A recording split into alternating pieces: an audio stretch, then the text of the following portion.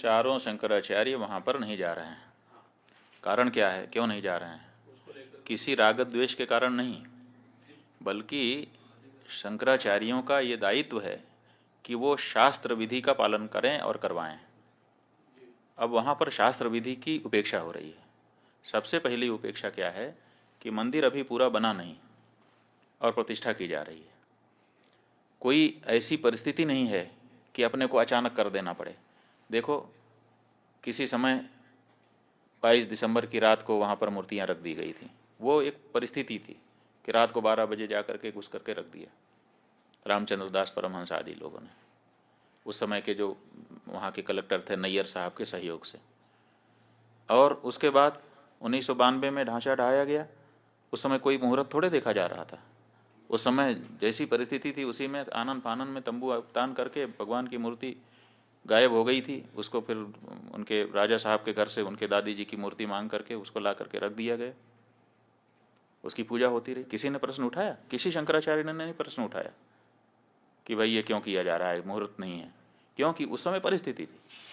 लेकिन आज ऐसी कोई परिस्थिति नहीं है कि हमको जरूरी हो गया कि आज 22 तारीख को ही कर दें। आज तो हमारे पास पूरा मौका है, हम अच्छे से बना करके प्रतिष्ठा कर सकते हैं। लेकिन फिर भी अधूरे मंदिर में प्रतिष्ठा कर दी जा रही है, तो ये हम कैसे स्वीकार कर लें? ये हमको कहना ही पड़ेगा पूछे जाने पर कि ये ठीक नहीं है।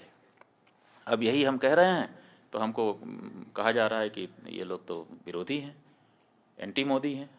इसमें एंटी मोदी की क्या बात है? हम एंटी मोदी नहीं है, लेकिन हम एंटी धर्मशास्त्र भी नहीं होना चाहते।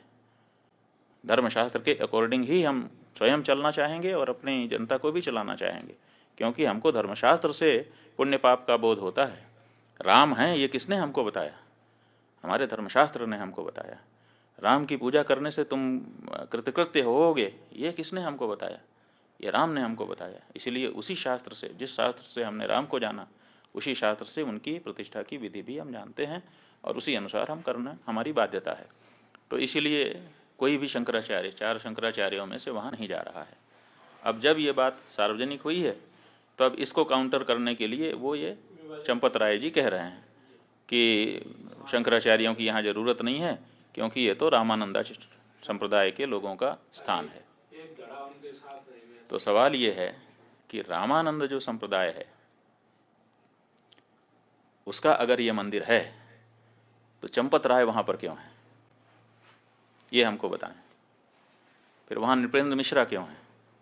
फिर वहाँ पर वो राजा साहब क्यों हैं? फिर वहाँ पर वो चौपाल क्यों है जो भाजपा का पटना का चुनाव लड़ने वाला व्यक्ति है? वहाँ पर और दूसरे लोग क्यों हैं? फिर ये लोग हटें और हट करके रामानंद संप्रदाय को सौंपें, प्रतिष्ठा के पहले सौंप दें। रामानंद संप्रदाय के लोग ही वहाँ प्रतिष्ठा करेंगे, हमें मंजूर है। ट्रस्ट में सारे लोग त्यागपत्र दें।